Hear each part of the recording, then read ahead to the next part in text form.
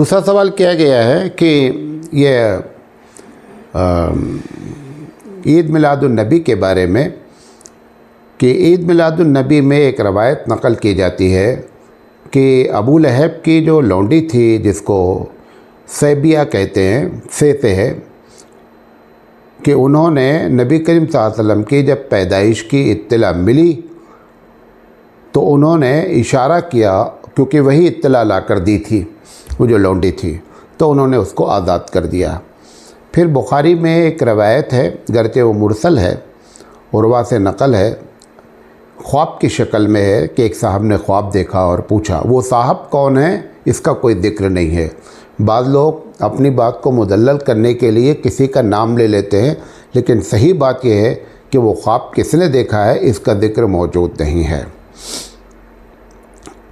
خواب میں یہ دیکھا گیا کہ اس سے پوچھا گیا کہ تمہارے حالات کیسے ہیں اور تمہارے ساتھ کیا ہوتا ہے۔ انہوں نے کہا ہم جس دن سے بھی ہم تم لوگوں سے جدا ہوئے ہیں ہمارے حالات بہت خراب ہیں، سوائے اس کے کہ وہ میں نے جو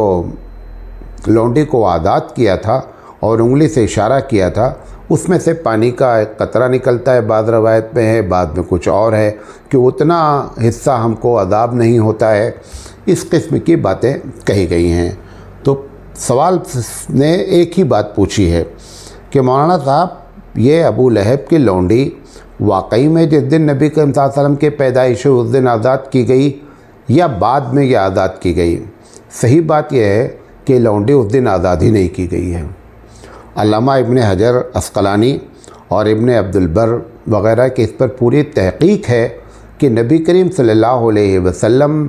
کو انہوں نے جو رضائی ماں بھی ہیں، انہوں نے دودھ بھی پلایا ہے، لیکن ان کی آزادی نبی کے ولادت کے دن ہوئی نہیں، بلکہ نبی کریم صلی اللہ علیہ وسلم کی شادی ہو گئی حضرت خدیجہ رضی اللہ تعالیٰ عنہ سے۔ چونکہ وہ ان نبی کریم صلی اللہ علیہ وسلم کی رضائی ماں تھی، لہذا خدیجہ رضی اللہ تعالیٰ عنہ چاہتی تھی کہ ان کو پیسہ دے کر کے آزاد کرا دیا جائے، اور ابو لہب سے انہوں نے کہا بھی کہ آپ اس کو آزاد کر دیں، جو پیسہ ہو میں دیتی ہوں، لیکن ابو لہب تیار نہیں ہوا۔ تو جس دن پیدائش ہوئی اس دن یہ آزاد ہوئی نہیں۔ یہ سارا جو قصہ ہے وہ خواب کا ہے، اور خواب ہمارے لیے کبھی بھی جو ہے وہ دلیل نہیں ہوتی، مرسل حدیث بھی دلیل نہیں ہوتی۔ خواب کس نے دیکھا ہے اس کا بھی ذکر نہیں ہے، لہذا اس کو یہ کہہ کر کے عید میلاد النبی کے لیے دلیل پکڑنا میں سمجھتا ہوں یہ جو ہے وہ علمی خیانت ہے، ایسا نہیں کرنا چاہیے۔